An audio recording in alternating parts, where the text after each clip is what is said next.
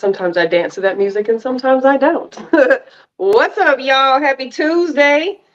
It is already November. What is today? The 14th, November 14th. I read a little meme like earlier, 14th. I think today, and it was like, how was yesterday, November 1st? And it's already like about to be Thanksgiving. So once again, the year is blowing by exceptionally fast. We missed last week for trick or treat, so appreciate y'all for giving us a break last week and hopefully tuning in and getting comfortable and ready to hit the share button and plugging in Wasn't and Halloween signing last in. week. Do what?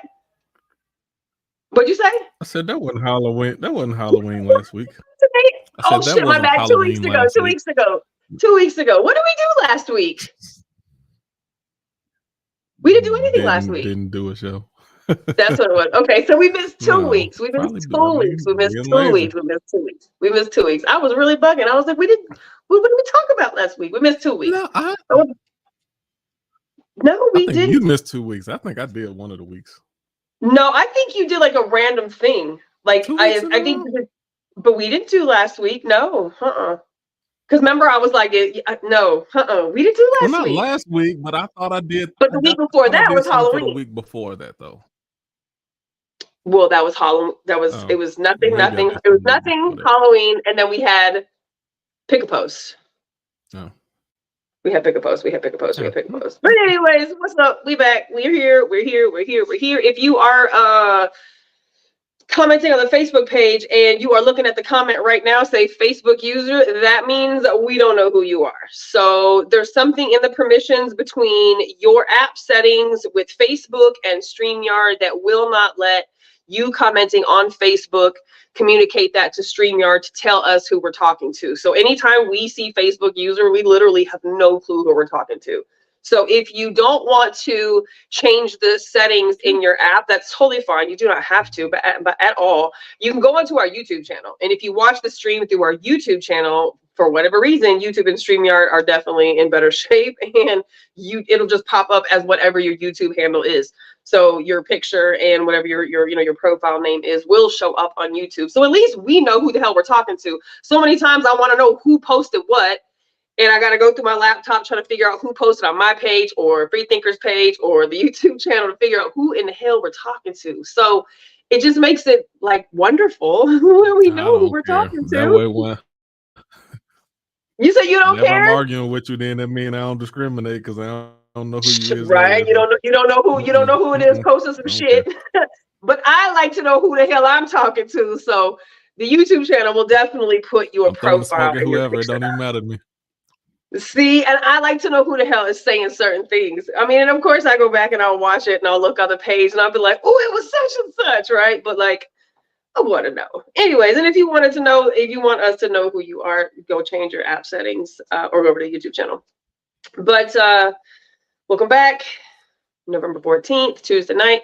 We have a good conversation tonight. This was actually suggested to us by just a freethinker family member who was like, this would be a good topic. And so thank you to people who do that. A lot of the topics that we discuss are those exact situations where somebody has sent us something that they're like, this would be awesome for y'all to talk about. So sometimes we'll post them on the page. Sometimes we'll hold off until like the day of a good conversation. No, we have not talked about this. I think we've inadvertently probably talked about this, right? Just in the age of consent and just other conversations we've had. But I don't think we've talked about grooming before. Yeah. So I'm looking forward to having this conversation. Of course, as always, this is a Freethinkers conversation. It is a live conversation. It is no holds barred conversation. So it's totally up to you who you want to be in the space if this conversation is being played, on speaker or loud. I certainly don't recommend, listening to this show while you have children around, because we do certainly talk about adult topics with adult content and adult language. So there is going to be profanity in every episode for the most part. So totally up to you who you want to have listen, but I wouldn't advise children because we are adult-based free thinking conversations. So, and it is completely live. This is not pre-recorded. So whatever happens on here, y'all gonna see it in the real time. Please share, share, share, share, share. Hit the share button right now. If you're listening to me talk, hit the share button right now. Please let people know who we are. Let them know about us. We want to grow and grow and grow and grow and grow. We have finally reached 100 members on YouTube. So we have our 100th subscriber. This is where you enter the pew, pew, pew, pew, pew sounds, right? So we got 100 subscribers, and certainly would love to have 101 and 105 and 150 and 500 and 1,000 and so on and so forth. So please hit the share button. Tell people about us. Subscribe on both of our spaces on the Facebook page or on the YouTube channel.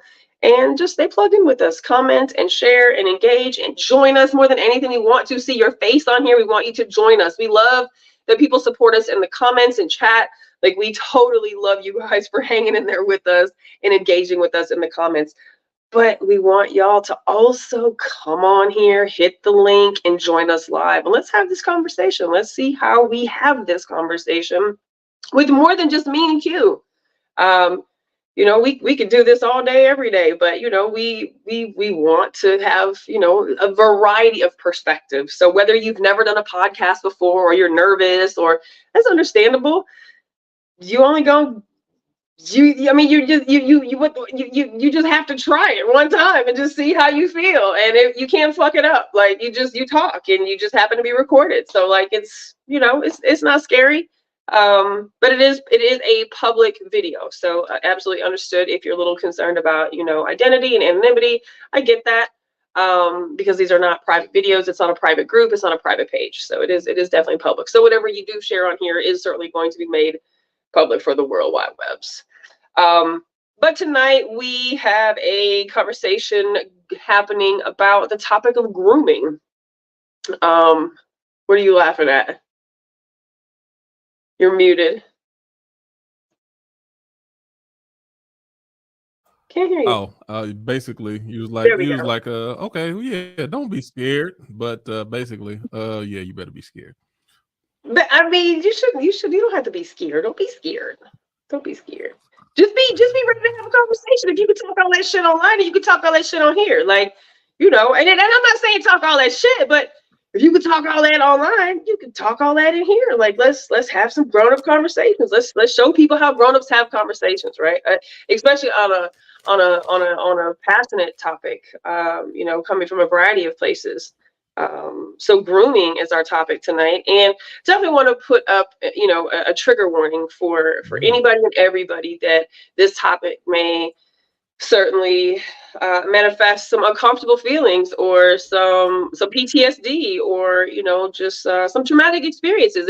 If you have an issue that stems from, you know, having been groomed as a child or an adult, and you know, there is something about that for you that doesn't feel comfortable, then this is not a conversation that you should partake in tonight.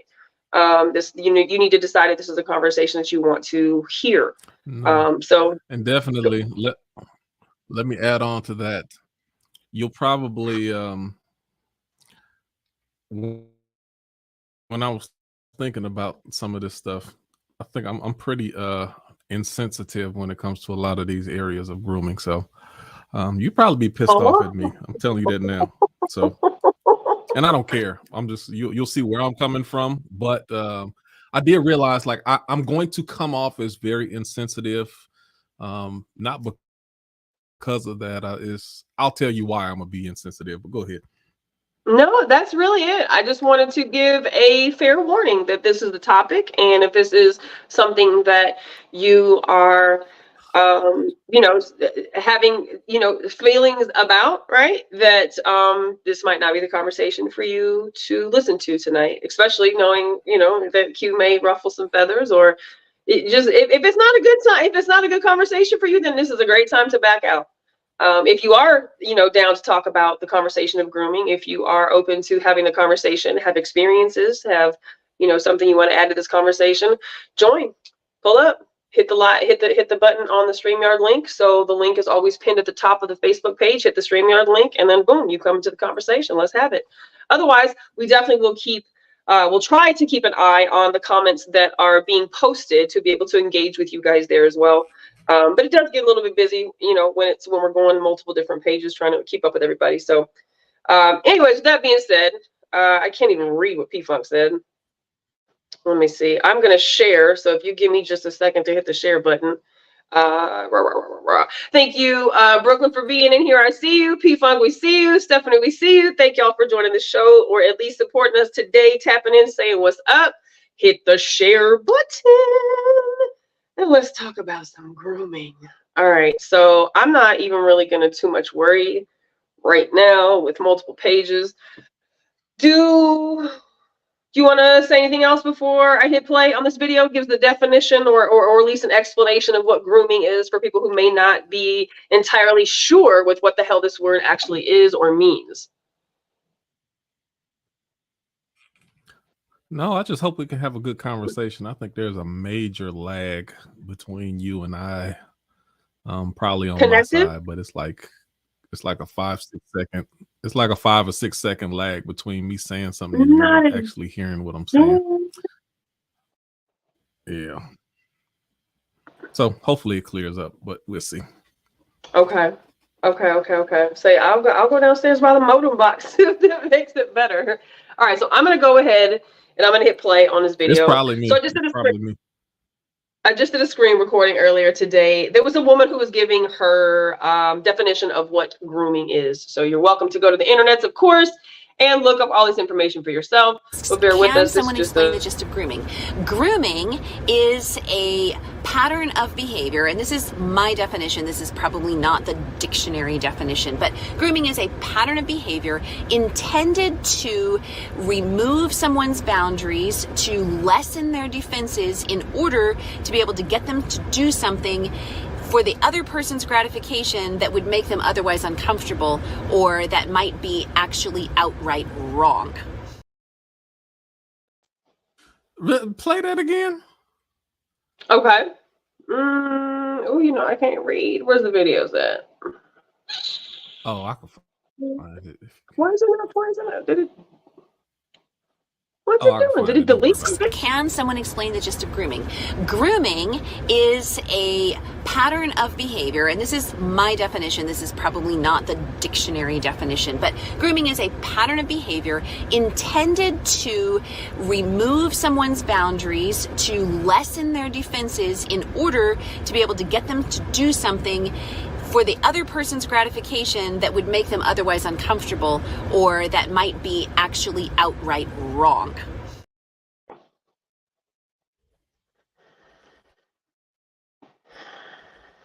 Now you said, wait a minute, and you wanted to hear it a second time. So I know we got a lag here, but Brooklyn said no lag on her end. Well, that's good. Why did you want to hear that a second time? I disagree with that definition, and it's very similar to the other. It's very similar to the other definition that the other woman was talking about in that video that you sent me to. I totally disagree. I largely disagree with the definition of what they call grooming, and that's where a lot of my pushback is going to come from, because grooming can include those elements, but that's not solely what it is, in my opinion. Right, and it doesn't necessarily have to. What I've learned is it doesn't have to lead to something sexual. It doesn't have to necessarily lead to a rape situation. It doesn't have to, but it is a manipulation and a conditioning, a premeditation of but those every things. person, the videos that I've listened to, all of those have the similar type of.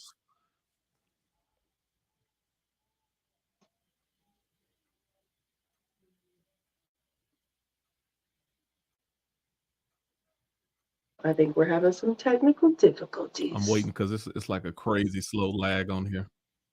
It's a super slow lag, so I'm trying to wait. Got you.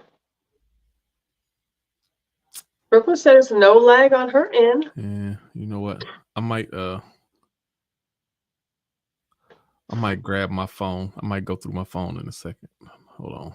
Get my charger just in case.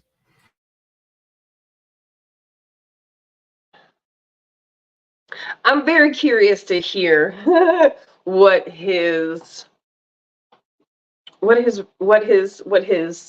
disagrees with on the definition that was given. I'm very curious to hear what one disagrees with in relation to what we just heard.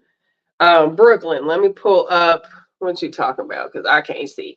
I disagree that grooming can happen to adults too. Yeah, it does. It's not just exclusive to children. Let me see if I can read this. I disagree. Grooming can happen to adults too. I think grooming has to do with a large age gap when they're adult.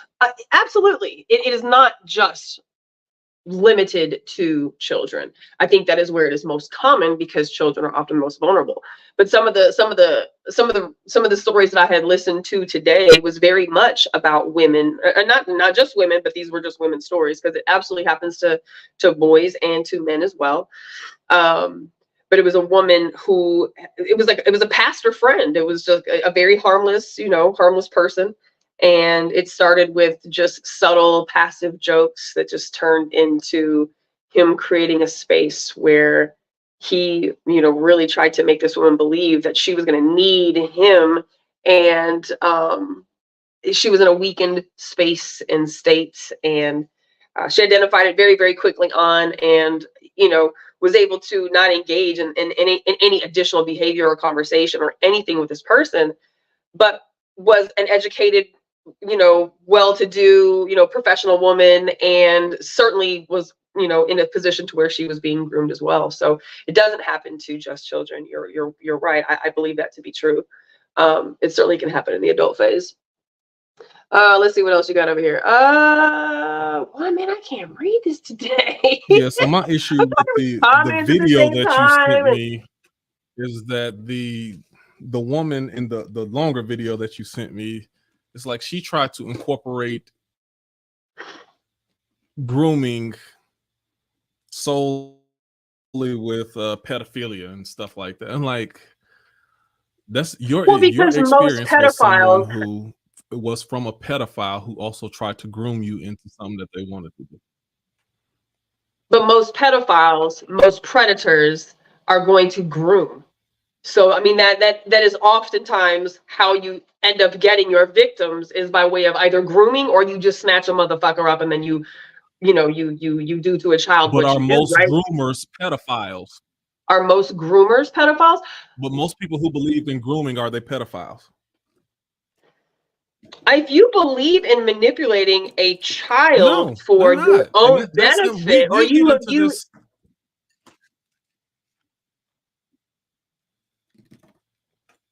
are you still lagging, do you think? Yes, real bad. I'm about to get my phone going up in a second. Oh, I thought you already did. My bad. I thought you'd already jumped over. Terrible lag. He's like, I need good connection for this conversation.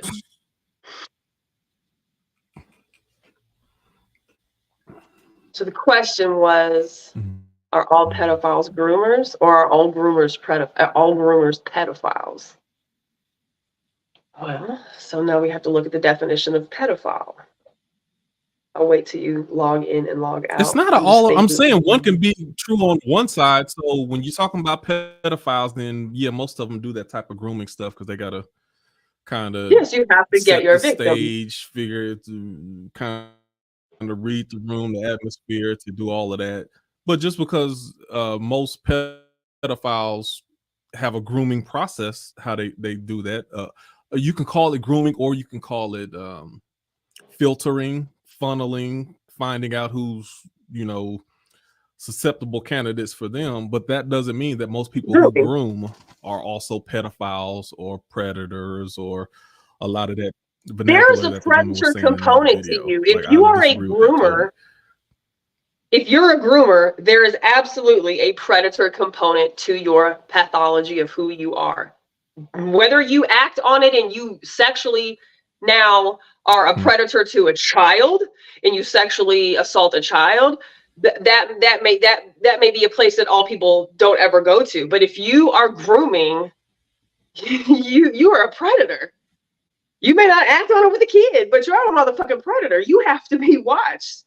You are a person who receives something, whether it's pleasure or it's confirmation, or stimulation. This is where we get into the dangerous parts. You receive something from that manipulation, that lie, that the manipulation that you are feeding to somebody else to have them believe something that is absolutely not the case for your personal benefit.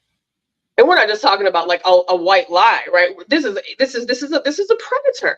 If you're grooming, you are of predator nature somewhere in there.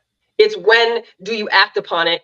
Does it turn into you got a fucked up twisted thinking to, oh, you full on rapist or pedophile? It's one or the other, because if it's to a child, you're a pedophile. If it's to an adult, now you're a rapist.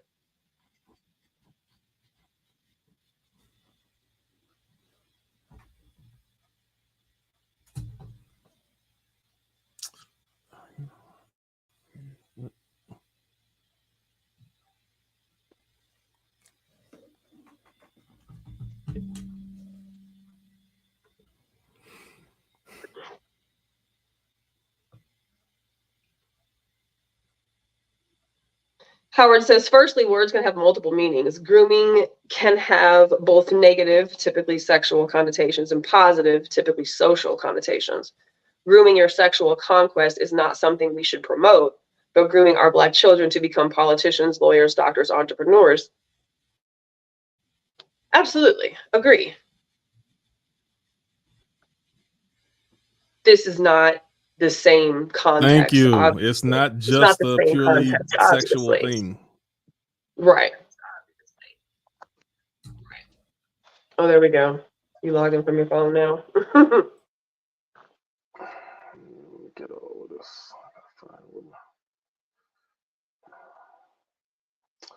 Sorry, y'all. Hang in there. We getting going. So y'all just keep your thoughts brewing and ideas going, because this is why we do this, right? We have conversations about difficult topics. We have conversations about heated topics. Like this is just us coming to some understanding, right? Get some straightening. That's what we doing. So I appreciate y'all for chiming in the comments and helping keep this conversation going and giving us your ideas. Yeah, so can you hear me now? Yes, sir. Okay, at least we can have a conversation now. Okay, cool. Yeah, it's perfect, actually. But yeah, so that's my thing. Like people try to narrow grooming down to just one type of behavior by one type of person, and that's a real Western type of way to think. And I'm having issues with that. The more and more I keep seeing that, where people they keep pushing our Western culture on society as a whole. Same thing like when it was a post a couple weeks ago talking about something about a quinceañera and what that was about. And then it's, oh, they disgusting and they pigs, and that's their culture. Stop shitting on other people's culture because we don't agree or our parameters are different than yours. And there is always, I think, exception to a cultural exception. However, just because something is cultural and accepted culturally also doesn't make it right. Now, who's to say right or wrong? But when we're talking about underage young girls, that's a who says that's underage? For an adult to be able to chime in on. Nikki, who says that's underage? I mean, 15 is underage. Who says 15 is underage? Well, I mean, America. If you go by the legal consenting age. You go by the American legal consenting age. When do you think a kid is legal? When do you think that a child should be deemed legal as opposed to minor versus adult? So it's two different things. Number one, I think there's still going to be certain lines. 15-year-olds are having sex. A lot of 15-year-olds have sex. So it's not that they are outside the bounds, the biological bounds of being sexual creatures or reproducing. But that doesn't mean that there's adults who can still partake in that sexual behavior with people that's underage, especially in our society, in American society. But I do take issue with Americans and our Western philosophy going over into other places and being like, oh, they're pedophiles because they're looking at a 15-year-old and such and such, such and such. And even though I'm okay with our laws the way that they are for the most part when it comes to the age, what you consider an adult and things like that, but if we're talking just biology, you are a woman when you are able to start, when your body's able to start reproducing. Who says who? Says biology. Who said a girl is a woman when she has her period and is able to be pregnant? Who said that? Who said that? I say biology says that. But where did biology say that? Because that to me is just a girl who's menstruating. That does not make her a woman. So where does the girl who has a period at 10 years old be defined as by a woman? Who said that? I'm just curious. I say biology says that. In what other area, follow me, what other area in any other mammals or animal kingdom, when a female reproduces, we don't look at that female, whatever the age is in their category, we don't look at that female as a child or kid, or it's looked at as an adult. Now, I'm not saying. Hold on, just follow what I'm saying, though. They're animals that lack what humans actually have. It's not the same. I mean, I know what you mean, but it's not the same. But okay, I get that too. And I don't think it's the same either. What I'm saying is, there is a gray area. What we call a hard black and white area in America is not a hard black and white line. A child versus a not child is not a gray area. I don't care what country you're from. A child is a child. It just is. A 16-year-old is just a child, plain and simple. A 16-year-old is a child. And biologically, I disagree. I mean, just because I'm okay with the laws that we have. The parts to be able to make another life, does not make you some adult. Like, you're just not. I mean, your brain isn't even done being developed yet. Like, half the laws that we have here came from a fucked up place to begin with, to completely honest, right? Like the age of which you can be called an adult, the age at which you can go to the war, the age at which you can buy alcohol, the age at which you can get a driver's license. Like, all these things are all really fuckery, honestly. But a child is still a child until you display adult capabilities. I mean, obviously you have to pick a number at some point because that's what society says we have to do. We have to have a fucking number. But I don't think it's real gray when it comes to children, teenagers, middle schoolers, high schoolers. Those are children, in my opinion. So 18-year-old is an adult? By a state's definition, yeah. So hold on, Nikki. So don't go to this. Is 18-year-old an adult? By a state's definition, yeah. But 18-year-old ain't no fucking adult. Hell no. 18-year-old's barely getting started. You know some shit. So it would be wrong for a 25-year-old to date or marry an 18-year-old. I would look sideways at it, but by definition of law, you have the legal right to be able to do so. But look, I would look at a 25-year-old who wants to marry an 18-year-old who just turned 18 yesterday.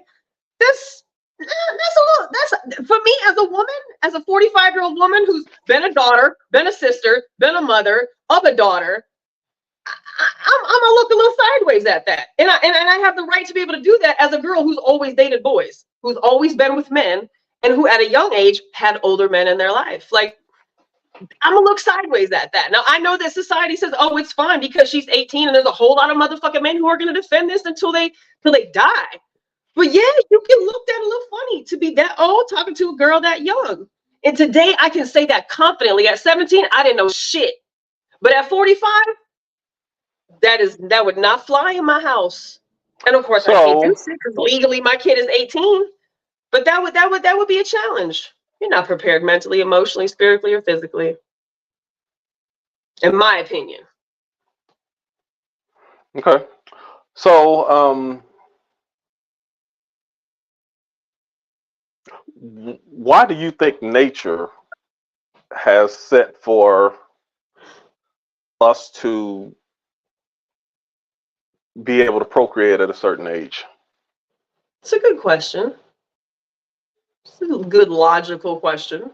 Because obviously I'm doing all logic. I'm doing all logic right now. Even what I'm arguing is not even what I necessarily actually believe. But I'm just looking logically straight at biology and just Right. so it ain't even about what I believe or don't believe, but it's like before you call another group of people creeps and predatory. I froze up. Oh, hi. Damn. Hold on, I think Q froze up. No, he's back. I think he was. Yeah, I did. I probably froze up for a second. The last thing I heard you say was before we call another person predatory. Right. So what framed our belief to decide what's an adult, what's a child, what age gap is too far apart? Like our society dictated or set those rules for us, and we look at them like they're law because they're American law, but that don't mean they're biological law, and that don't mean because other people don't follow by the same set of laws that we follow, that everybody else who thinks different from us are predatory creeps. And like America, so we love doing that. Like we are the overall moral authority in all areas. We know better than everybody else, and then we look at other cultures as weird if they don't follow the same way that we follow. I agree. I agree with you 100% with that issue and that logic. Hold on, Brooklyn. One of the things I want to address is what you asked before we kind of got cut off is about the biological age at which obviously a girl has a period and a boy could literally get a girl pregnant, right? Like the age at which this happens today is fucking between the ages of 8 and 11-year-olds, 11-year-old girls, depending on what age, right? An 8-year-old girl physically being able to carry and deliver a child could break her fucking hips. A 10-year-old girl could shatter her pelvis. So just because she could get pregnant doesn't mean that her body is physically even grown enough to where she could push that baby out. And that's the biological way that we're supposed to have them, right? Is to push them out. True. Push them out of our body. So just, for me right now, your question is applicable to almost every fucking topic I could possibly think of, except when it comes to, for me, children and consent and like when is too young, or when is too old for too young, vice versa. But your point is 100% accurate. Like, no, we are not like the moral fucking judges of the world, although we think that we are. And no, our way is not always right. And just because other cultures and societies and civilizations have done some things differently than us doesn't make theirs wrong at all. Like, we don't have to think something's wrong just because we don't agree. I totally 100% give you that. For me, though, there is just when it comes to children, right? Like I think that some of those rules just don't apply the same way for me. That's all. Go ahead, Brooklyn. I was pretty much going right down the same path. I was going to touch on, you were saying, other animals in the animal kingdom, when the age is, when you're there, you're there. And that's the same case that it is with us. I mean, we're all biological creatures. We all have our let's call it our moment, right? Where we're fertile, we can reproduce, and it's time. But that's the same thing. I mean, there's even dogs where they recommend, if you're a dog breeder, they recommend, like, do not breed her in the first year of life because it could be dangerous. It could be life-threatening. And it's the same thing when it comes to young girls. We are not all the way there just because we have the capability. And then to touch base on what you guys were talking about earlier, the difference is that we are conscious. The difference is that we make choices every day. We use tools to our benefits. No other animal in the animal kingdoms do that. So we have the thought process to say, I don't know about that. You look on YouTube, I saw this kangaroo choked out another kangaroo. Like, put them in the headlock and put them to sleep. Animals are smart. Animals are smart as fuck. But just because we don't know what they're saying, I'm wondering about animals. Intelligent. I will give you that. But they I know what you mean. lack I know what you something mean, in their brain that humans do have. So I got to agree with you on that. Overall, I do agree with you, Brooklyn. I'm just giving you a list. A lot of it has to do with little girling people. Like, I don't know how else to put that. Let's say that you use your age as the manipulation. Like, oh, you're not really sure what you're talking about. I'm the adult here. This is what's wrong, or this is how it should be done, or oh, you're just a little girl. You don't know what you're talking about. And that can happen in adults too, whether the guy is 40 and the girl is 23. Everybody's legally of age to consent. But touching back on what Nikki was saying earlier and what you asked, do you think 18 years old is an adult? I mean, legally in the state of Texas, like she said, we got to put a number on it. So that's what they did. But I mean, if I look back at when I was 18, no way. No. What I was doing. Because you didn't know what you was doing when you was 18? Do what? What was I doing? You didn't know what you were doing when you were 18. I knew what I was doing, but not to the degree that I thought I did. Well, hell, I don't know. I didn't know in my 30s to the degree I was doing to my 40s. So I don't use that as a pass. So if you're let's say you're a 16-year-old girl in high school and you're the one with the older boyfriend. He graduated 2 years ago. He's like 20 or something, right? I saw that a lot. Yeah, we had boyfriends picking us up from school and thinking like, oh, you got an older guy, you know what you're doing, da da da da da da. But the truth of the matter really was, why is this grown-ass man picking you up from school? That part. And now, from an adult point of view, with my own kids, I'll be damned. Yeah, from that angle, listen, let me tell you, put myself back there when I was that 16-year-old boy who couldn't get with the 16-year-old girls because they was with the people that was all older than them. I'm like, yo, can I get some play? Like, what? Oh, no, I didn't have the same type of money that they had. I didn't have the freedom. I didn't have the car and the ability to have my own apartment and all those other things that's exciting. And they handed them money and it's a different level of status. And you can call some of it still grooming or manipulation on their part. All I'm saying was, from me standing right there, a lot of them girls knew what they were doing. That didn't make it right on his part. Two things could be right at the same time. He could be dead wrong, and he was dipping in something he ain't had no business dipping in. That could be true. But also, at least where I was from, a lot of them girls wasn't 100% naive either. Well, there's a big difference in knowing what you're doing and knowing what they are doing. As a young, there's a big difference of knowing, yes, I'm sexually active. Yes, I'm in a relationship with an older guy. But from an adult perspective, it's a lot different.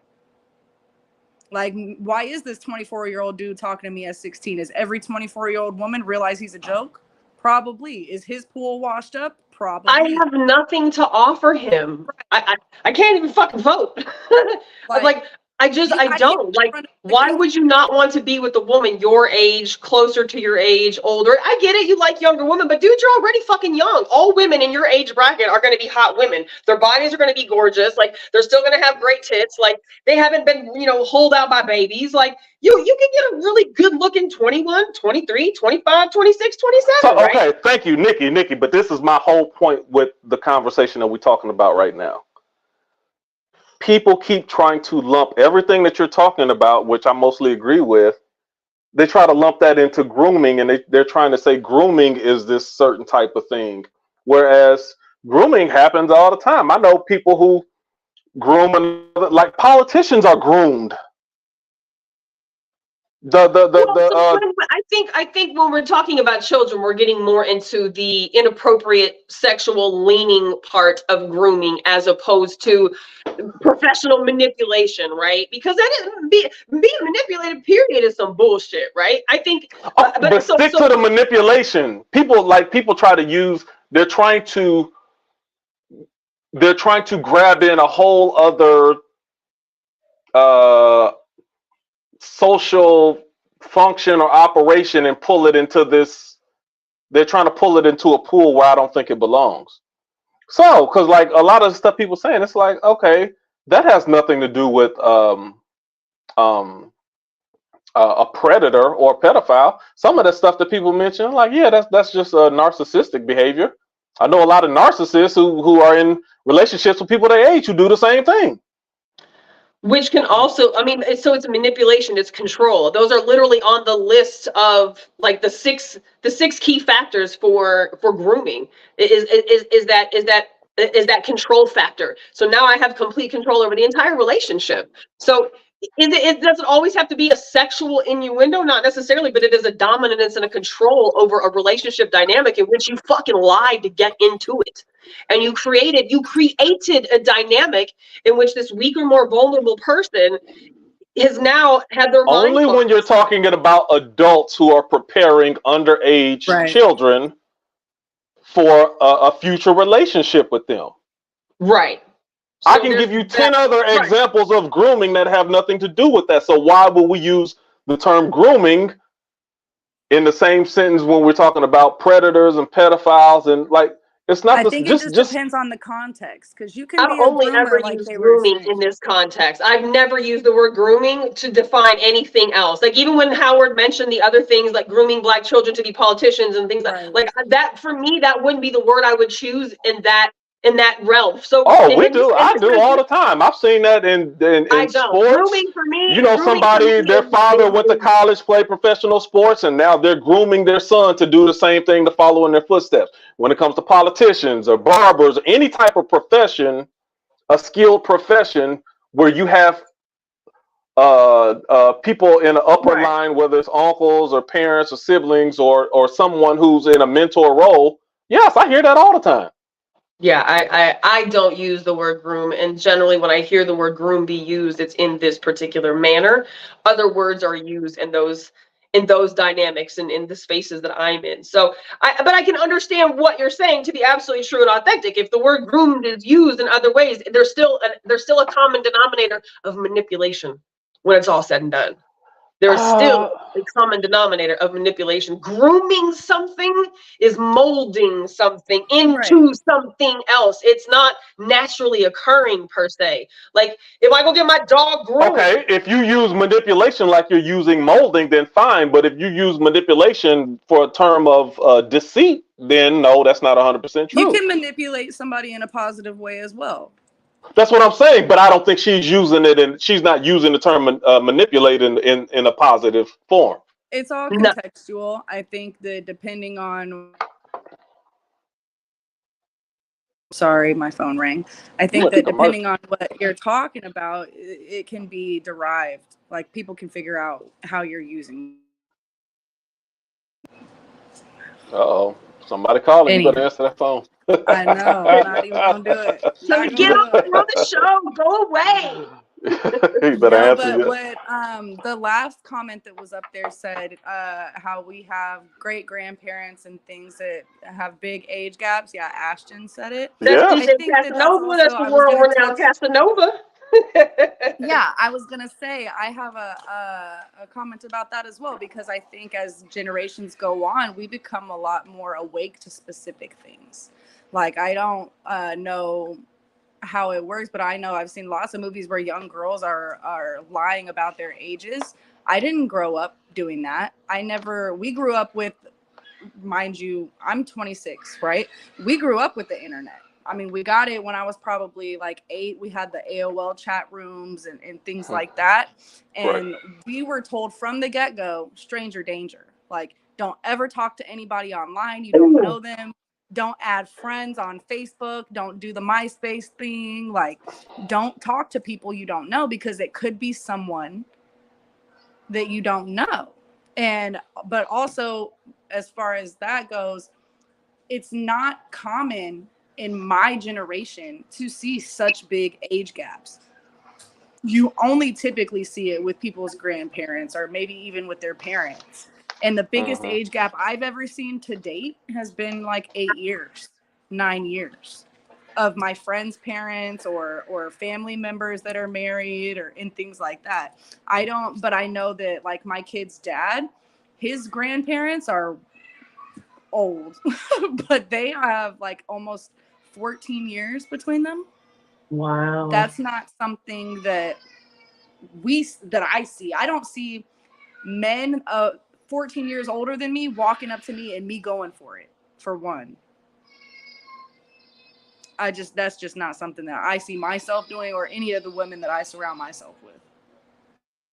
Well, and I think that's a good point, because Q, you had made that point in, I think, this conversation on the page, and maybe it wasn't this particular conversation, but you'd said something earlier about, well, then a lot of our grandfathers, you know, we're going to have to go back and look at some of our grandfathers a little bit sideways.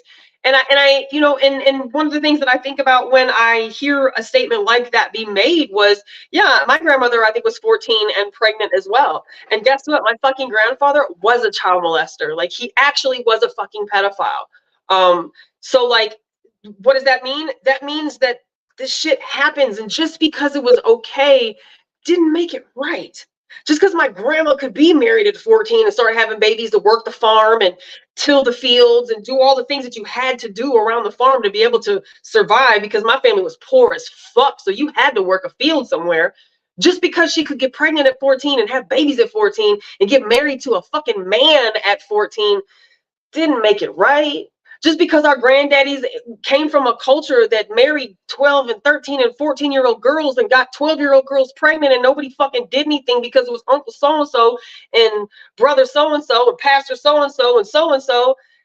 There's just nothing about me that, even though I know it happened and even though culturally it was the norm and societally it was the norm, as a woman, that's where patriarchy comes into play. Patriarchy did that. Girls were not trying to get fucking married and pregnant, have sex at 10, 12, 13, 14 years old. Most girls who have had sex at that age, it was not a consensual thing. And it ruined their fucking lives. And it was something that they carry, and a part of them dies for the rest of their life. You're not physically, emotionally, spiritually ready at those ages for that type of dynamic of a relationship. So yeah, some of our fucking granddads, do we go back and punish our grandparents? No, because they did come from another era. But did it make it right? No. Would your grandmother have done it again if she would have been given an option of something different? Probably not. But she wasn't given an option. Why? Because patriarchy said, girl, go to the kitchen, make some fucking babies and make a sandwich and have a baby and shut your mouth while you do it.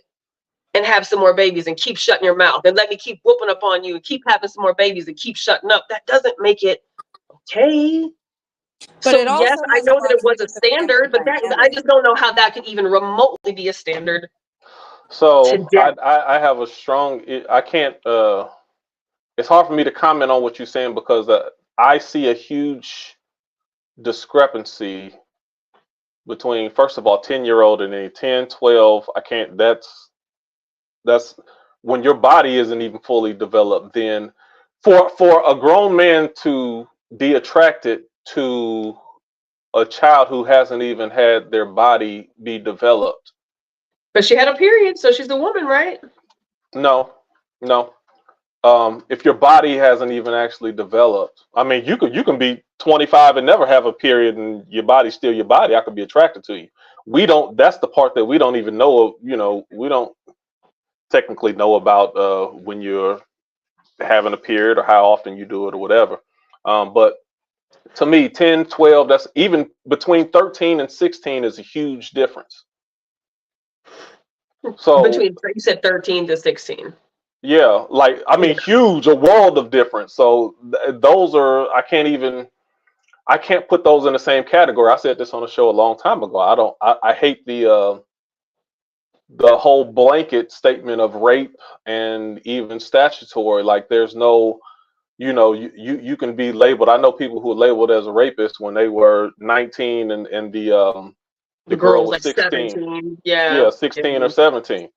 Didn't know, they all went to the same high school. Right. You know what I'm saying? And it's not the same as somebody. It's not the same as anybody having sex with someone who's 10. Those are they're not even close to me. So it's like that's the hard part, to where I hate where they blanket all of that together. It's different. Just like I said this before, just like there's different degrees of murder, first degree, second degree, manslaughter, involuntary. There's different degrees because there's different variances of why and how they happen. And I think there should be the same thing with that. The why, typically for me, it doesn't matter. It's the what and that it did. Like you were saying earlier, different cultures. Who are we to go to a different country and say about how they practice? I mean, sure, if you look at it like you want to mind your business, but if you're looking at it like that shit is fucked up, then the shit is fucked up.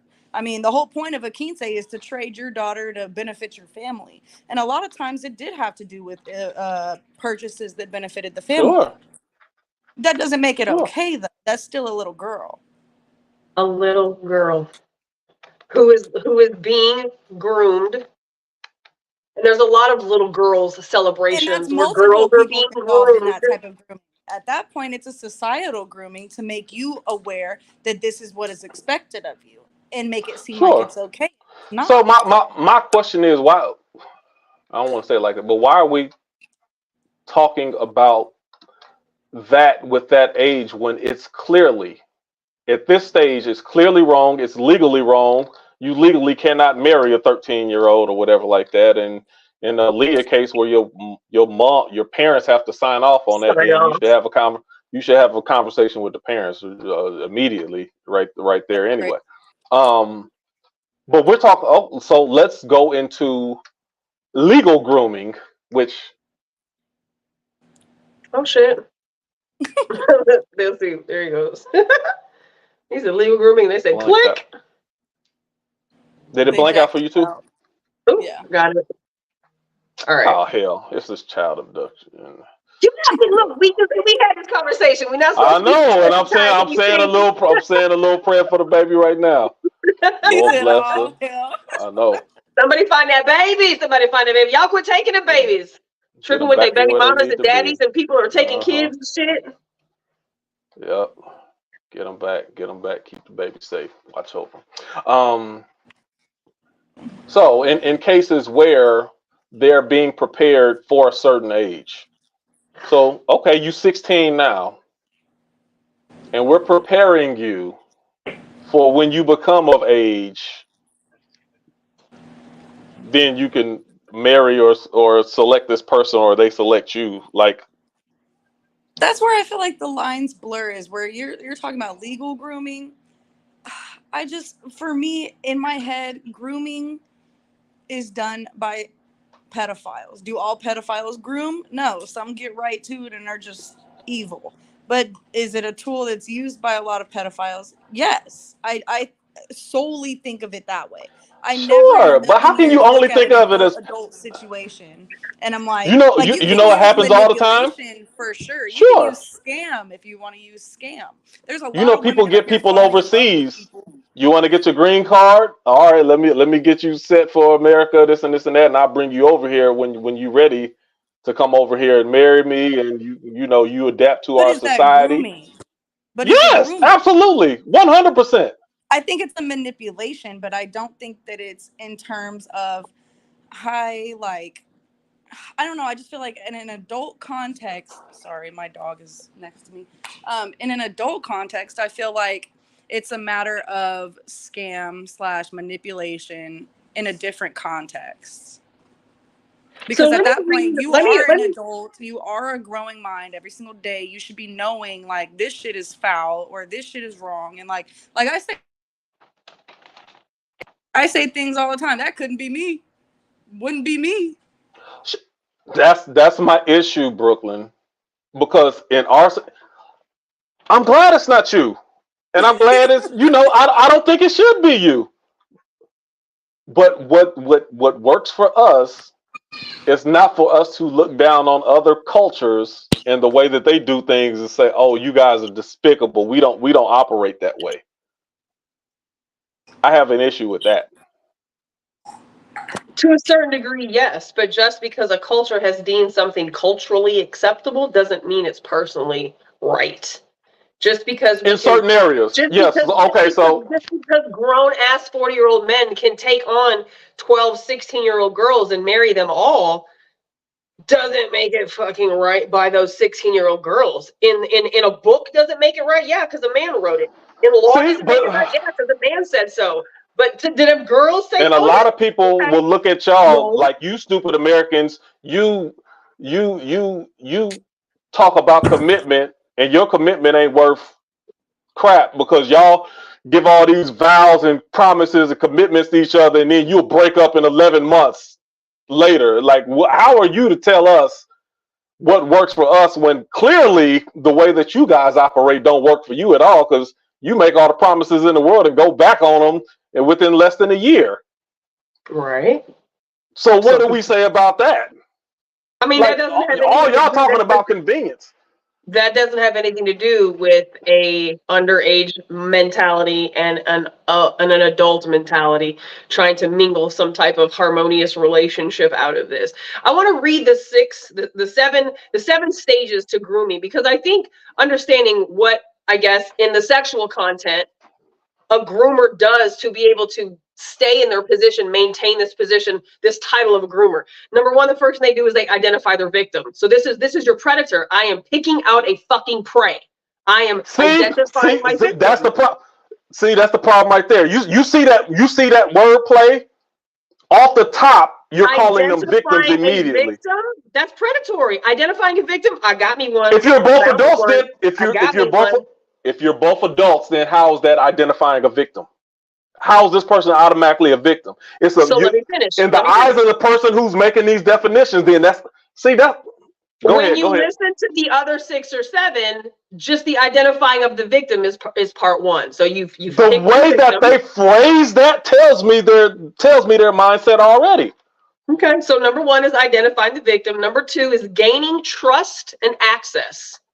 So now I create things within our dynamic to where I have gained your trust and I have gained access to you. This could be an adult situation, but generally it's in a minor situation where now you have the coach who wants to do private sessions after school, or you have the person at church who wants to do the private Bible lessons, or you have the person who's like, your parents are busy after school. I'll give you a ride home. So they're gaining access and they're building trust. That's not exclusive. Number 1 to grooming, and then number 2 they've identified a victim. They've identified a victim. Now they're gaining trust and access. The third thing that they generally do, the next step in this, becoming important to that person. So now I've created myself to be important to you. I am a need to you. Only I can understand you. Only I know. Only I, me. You need me. I'm filling a void. Whatever the void may be, I'm going to insert myself to be that void. So I've got my victim. I'm gaining access in your trust. And now I'm becoming a So the first 3 things that you mentioned is what I witness go on in my workplace every single day.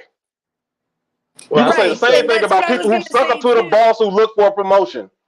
They're identifying who's the person who can get me in power where I need to go. How can I gain their trust? How can I get in on their good side? How can I make them important? How can I make myself an asset? This is not exclusive to grooming or child pedophilia.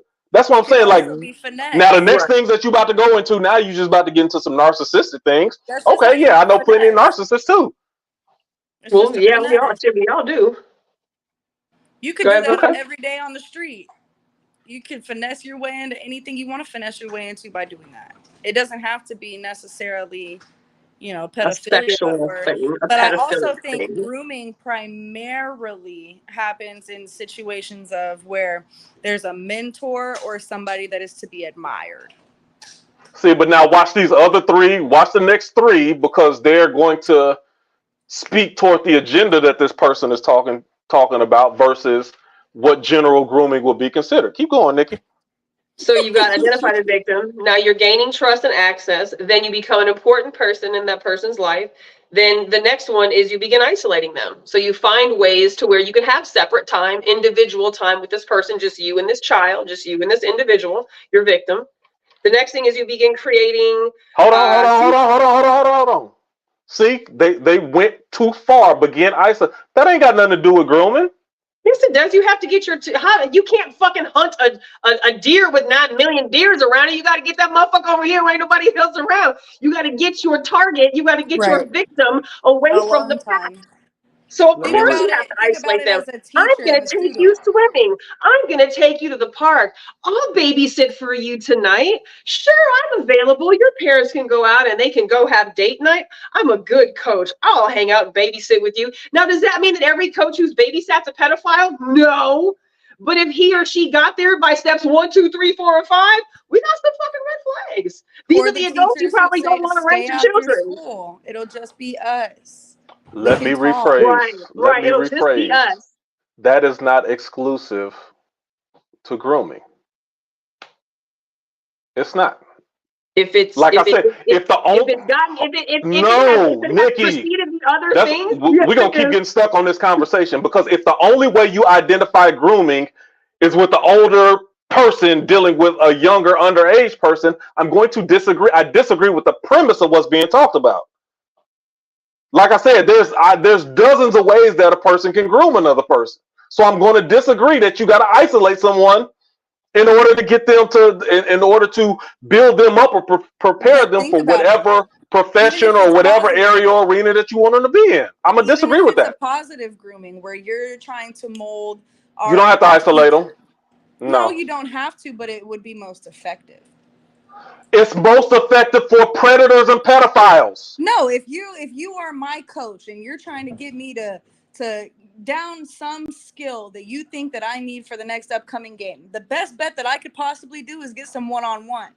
Same thing with a teacher studying on a test. The best thing that I could do is get a private lesson, right? If I was to groom you to be a free thinker, one of my main goals would be you got to get out there and get some exposure. You got to get out there, meet, and have many conversations as you can.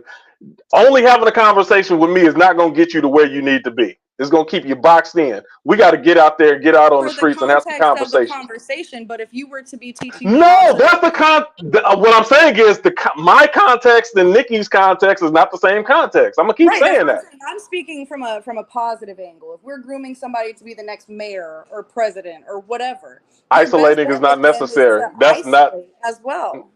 I don't think so. I disagree with that. That's why a lot of students in class, we're not going to take all 30 of us to study together. We're going to set a 4-group little study group because there's power in community. So the little bitty community is not isolating. Is not community. That's building that bond. You're building that bond with. But if you're building it with a community, that's not isolating. Well, it is in a sense when you're breaking down the numbers. If you're taking the numbers down from a group to a smaller group or even singularity. Isolating is when you condition a person to have their trust solely on you or that one particular thing, and they can't find trust in anywhere else. Just because you break down groups, even when you go to school, that don't mean you don't talk to any other professor. You can only talk to these people in your group. No, that's not what they're doing. But if I have convinced you that you shouldn't talk to those people, if I have convinced you that those people won't listen to you and they won't understand, and only I can understand you, if I have convinced you, if I have manipulated you into understanding Narcissism 101. other people you can't talk to, which is number 7, creating secrecy around the relationship. Hold on. You was on number 4. At work, you're not going to create secrecy around your relationship with your supervisor. In a predatory scenario, there is going to be secrecy involved. So isolation, secrecy requires isolation. What? Begin isolating. I had that as number 4. Where was number 5? You said number 7. Well, how did I miss number 5? 1 is identifying. 2 is gaining trust and access. 3 is becoming an important role in the child or adult's life. 4 is beginning isolation. 5, which we haven't got to. 5 is begin creating secrecy around the relationship. So now we can't talk about the relationship. So the examples that you've given about, work scenarios or other non-predatory pedophilic type of grooming that you might be referring to, now our relationship has to be a secret. So again, it's not just one or the other. These are all fairly consistent in all inappropriate, pedophilic, predatory. I don't even know if pedophilic is a fucking word. Predatory. We understand it. What's understood ain't got to be explained. Go ahead. Predatory types of relationship dynamics. So I know what your argument is, that the word grooming is greater than maybe what my perception of the word grooming is. So I know that we're like fucking passing each other in the hallway on that one. So I totally get that. But when you look at all of these things put together, it's like diagnosing somebody with a mental illness or substance dependence or, you have to have a certain number of behaviors happening consistently for a 12-month period of time, with XYZ happening in conjunction with something else to say this person has this This person's diagnosed as this. So with this, for me, for grooming, it's not just, oh, identify victim. It's identify the victim. Now I'm creating a dynamic in which I'm gaining trust and access. So I'm creating these false fucking scenarios to get you to fucking like me, love me, want me to be around. 3, now I'm making myself important to you. You have to have me in your life. There's nobody else who can understand you but me. I'm fucking 50. What in the hell do I have in common with a 12-year-old, 13-year-old, 15-year-old, 16-year-old, 17-year-old girl? And it could be vice versa. It could be a fucking 50-year-old woman and a 16-year-old boy. This is not exclusive to men preying on women. There are women who also prey, and it's men, women, women. It goes all the different directions. So 3, becoming important to the person's life. Now I'm 4, I'm isolating this person. Now I'm 5, I'm creating this, requiring secrecy around the relationship, which may include threats. If you tell such and such, if you tell anybody about us, like if you tell them that you went swimming with me and now with your friends, so it's beyond the scope of professional grooming, in my opinion, or the gray area of grooming. Like, so now we've got this dynamic of required secrecy. I can't read my own goddamn handwriting.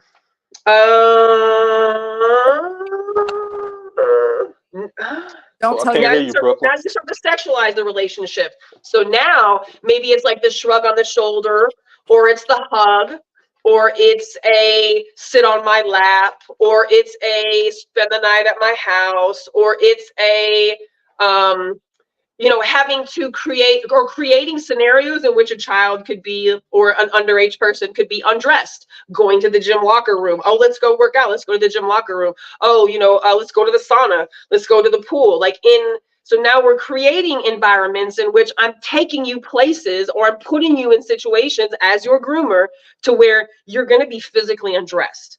I think that has more to do with the pedophilia itself than the grooming. I told you when that girl started talking on that talk, I was like, pedophiles are groomers. Yeah. No. Pedophiles and pedophiles. Pedophiles are pedophiles. The pedophiles are predators. The predators prey. Predators are groomers. Pedophiles are groomers. I don't think there's a pedophile that isn't a groomer. That's what they do. Oh, yes, they are. But that doesn't mean that all groomers are pedophiles. No, Nikki, there are plenty of pedophiles that are not groomers. Yeah. There's pedophiles that just get right to it. They haven't been caught. They just but I guarantee if they're a pedophile, they're grooming other people. They just haven't been caught in those situations. No, it's a lot of people who just take it. Yes, because when you get caught, that's only the time you've been caught for. You have countless other examples of impropriety where you haven't been caught. All pedophiles are not groomers. Yes, pedophiles are all groomers. That's like saying Nikki, that's like saying all rapists are groomers. They're not. All of them are not. Used, for sure. I think it's a tool that's used primarily by these people.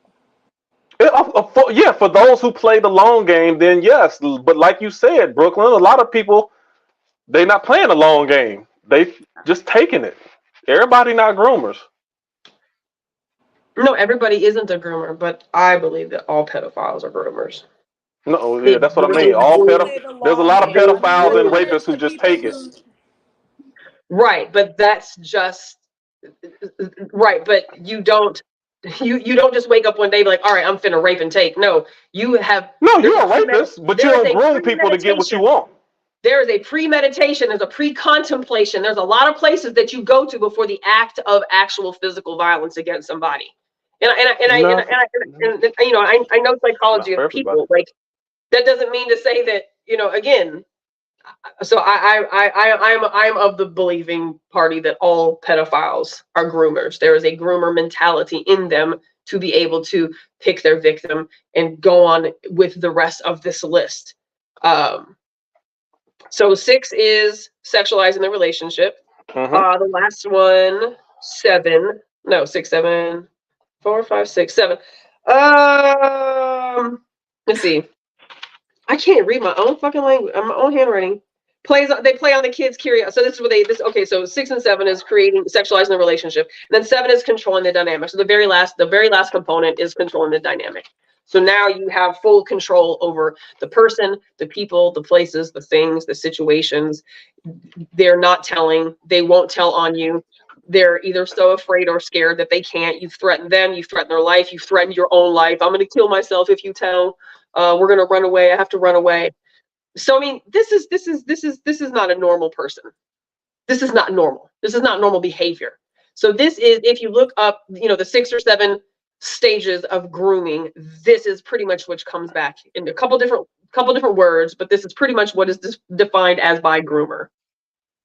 No, and that's I pay attention to so, and when the first 3 minutes of the woman, when she started talking, I was like, oh no, her agenda is too pointed. It's everything else that she's gonna say is gonna be kind of off, because she's already trying to she's leaning based on her own personal experience, and she's developed this whole, everything that she developed came directly from her experience, and that's not all that it is.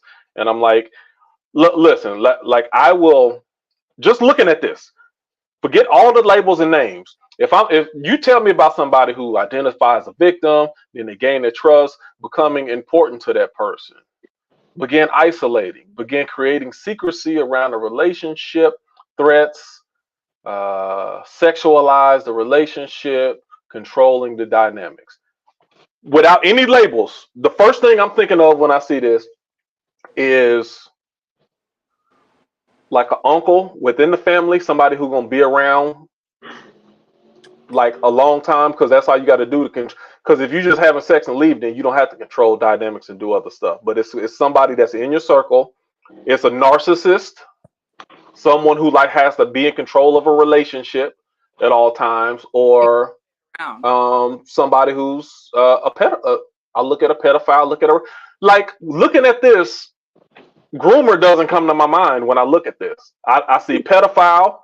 I see rapist, more like on a statutory rapist type of thing. Right, but and I see a narcissist. These are all the actions leading up to this physical act of penetration, right? These are all the steps that one takes to get to the place where they have thoroughly groomed and prepared this underage kid for an adult relationship once they hit 18. So by the time they hit 18, this shit may have started at 12. It may have started at 10. It may have started at 15, but they've groomed them, they've prepped them, they've pimped and whored them out to a certain extent in their mind, right? So that by the time they hit 18, there's nothing to question.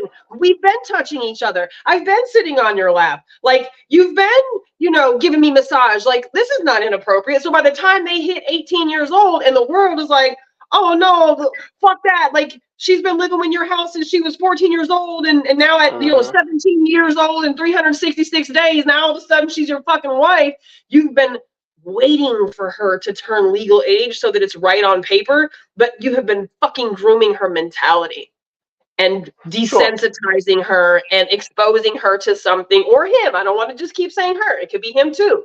You've been exposing them to something that won't make them question the rightness or wrongness of this once. But a lot of it, we will get in trouble, or we won't be able to see each other, or they're going to take you away from you. Asks, don't say that, or don't tell the truth, say this instead. And so that by the time you are of age, it is understood to be something that it's not, in order for you to keep doing that wrong thing. Sure. Yeah, no, I mean, I don't have much to add to that. I think grooming for the purpose of having sex with underage children is wrong. Yes. I think doing anything for the purpose of having sex with underage children is wrong. I mean, that's not going to change. I think you need to find, just stick to the words that apply. Well, so did you see the post that I posted that was this long post of Celebrity Land, all of these men and women, celebs, and musicians and actors and stuff, who were well into like their 30s and 40s and 50s, who were dating like 14-year-old girls and 16-year-old girls and 15-year-old girls. And some of these were during the 70s era, some of them was during the 80s era, some of it was during the 90s era. But like, how many celebrities and actors and actresses that we have been watching our entire life, how there's known, documented, verified relationships that these 30-year-old men and these 40-year-old men have had with like 14 and 16-year-old girls and gotten them pregnant. And it was just, you know, and so like reading each relationship, like they kind of broke down a little bit of like how they knew each other, so on and so forth. And, you know, I was happy to see most people who commented on that were pretty incensed about it, right? Like, this is fucked up. But it was also mentioned again, oh, but that was the 70s. That was the 70s. That was a different time. Yes. So it brings to question, should that be an okay response though, right? And obviously, I think that most people today, at least in Western civilization, you know, are against, you know, I think so. I think it's men being with underage, you know, girls or adults being with underage people, right? Or children. But so often we just turn the cheek. So often it's oh well, my grandfather did it. Oh, my daddy did it. Oh, it's no big fucking deal. At what point do girls get to have somebody give them a voice where it's a big fucking deal? In this context of grooming, right? We're not talking about any other context of grooming, but in this context of girls being let me say, have we not, Nikki? And what I mean by have we not, it's no longer acceptable to impregnate, as an adult male, to impregnate and marry 14-year-old girls. We changed, you know, our society evolved and changed from that. Are we not making steps toward fixing those things? Is that not a step? Like, are the issues that I definitely have an issue with revisionist history. I'm gonna give you an example. I said this before. I'm gonna give you an example of something that I think could happen. I don't know if it will or won't, but I think it could happen. I think one day technology is going to give us the ability to talk and communicate with animals. Okay. I think once we have that ability to talk and communicate with animals, we're going to totally have a different view on how we eat them, how we consume them, how we just slit their throat and slice them up and eat their babies, veal and eggs and all the stuff that we do. I don't. And then looking back 40 years from now, oh my God, they were all monsters. Every single last one of them were terrible. They were monsters. They were despicable scum of the earth. They should not be spoken of. They should never be celebrated. I don't care what they invented. I don't care what they accomplished. I don't care how many people they tried to save. Do away with all of them because they were terrible. They were eating their own kind because we're all a part of this earth experience, and you guys were eating your own kind. Mm-hmm. Would you be? I ain't gonna even ask you. I'll just say this: I would not be okay with looking back at history of something that was. They was putting meat in my mouth before I even knew how to say the word dada. Right. The meat was on every corner. You could smell it. They was flaming it up. They was everywhere. They had TV shows about it. They encouraged it. They had commercials, all of this stuff. But now I'm a terrible person. I disagree. I don't like revisionist history. I don't. I think every situation is obviously case by case, right? Like, it just is. And it's not about revisionist history. It's making right where things may have been made wrong, where we as a society have allowed it just fucking because. But, you know, sure, but honestly, I don't think you go back and say, you don't go back in history when it was right and then attack the character of those people when they were abiding by the rules at the time that it happened. I disagree with that. I mean, I do to a certain extent. I agree with you to a certain extent, but I also believe that some of these rules, and if we're talking about the ones that we're kind of referring to along the lines with like impropriety with children, or, you know, just underage children and of age adults, a lot of these rules were literally written based on either religious or patriarchal foundation. They were not written with a woman's body, mind, spirit, soul at any point of relevance. Sure. It was what made the man happy and what religion said made the man happy. So for me, as the woman in this picture, the daughter in this picture, the wife in this picture, the little girl in this picture, the monthly bleeder in this picture, the child bearer in this picture, the one who's generally the one that is, sexually assaulted and attacked more than the opposite sex, right? Like by body size alone, we've already agreed you could pummel me any day. You just could. You're bigger than me. Just fucking men versus women, right? Mm-hmm.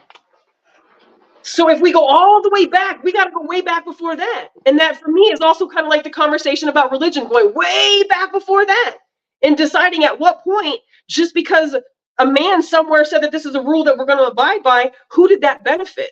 Now, is that to say that women, girls didn't benefit by being married and having a stable home? Yes, of course, right? Because we don't want to be fucking homeless. But at what cost? My body? My spirit? My physical But are we still insides? following those rules right now? Are we still following those rules? If we're still following the rules, then that means that we can, we have the right to condemn those rules. I'm not of the mindset of condemning all of the people who were not participants in making the rules, but they were participants in following the standard of that day. And for me, in this particular context, as the woman, it is absolutely fair to go back and get my needs met too. Because when those laws were created, they were created to make men happy, men's lives easier, men whatever. We were property. Okay. We were nothing but property and bearing children and keeping the house clean and putting our kids out in the field so that they can go and work. And I get it, times are way fucking different. They were way different. And I'm not saying we have to go revisit and we have to go condemn, but at some point we have to go back before the rule was created and who it was created for to say, hey, is this what you want to do? Is this what you want to do? And the answer is probably going to be, no, this is not what I wanted to do. But I had to because I didn't have a choice. But how often do I have to because I don't have a choice? I don't see, but see, that's then we're putting words in people's mouth. For a lot of people who had bad relationships, they would say, no, this ain't what I wanted. Just like people who the same age and you get into a bad marriage. Yeah, looking back on it, I wish I hadn't did that. Everybody has regrets when the outcome didn't turn out favorable. There's a lot of people. My grandmother was married for over her husband. My grandfather was like 17, 18 years older than she was. Wow. She was like 18 and he was like in his early to mid 30s. Damn. And they were married for over 40 something years. I know for a fact, if she had as tough as her life was, having 8 kids and all, if she had any other option to do anything, that she would not at all. She loved her life and she would not do anything different. She didn't have an option. So her mind was melted into, this is what my life is. And I'm going to love and care for these 8 children because this is what I have. Just because you don't have an option does not mean that you would still go back if you had a chance. Everybody knows being a black man is not the most, it's not the best race and gender in our society. It's just not. There's a lot of hazardous things and there's a lot of disparities and there's a whole lot of stuff that comes along being there. Right. I've been asked this question many times and I asked myself, all right, if you had the option to go and be any other race or gender that you could, what would you be? None? Right. As messed up as my life, as life is being a black man and all the stuff that I have to deal with on a daily basis. I'm talking about from the workplace, from everywhere you deal with. Right. And some people who notice it, you be like, yo, even with my boss, like just little stuff, they don't even have the stuff people doing, they don't even know they doing it. He's like, why he make a joke about some rap song and he looked at you when he did? I'm like, dude, I don't know. Don't even ask me. I don't care. You give me the opportunity, I'm coming back as a black man every single time. Of course. Of course. So Of just course. it's not the optimal choice. So just because something appears not to be the best choice, that don't mean that people will say, "Oh, I've only lived this life because I didn't have a choice to live a different life."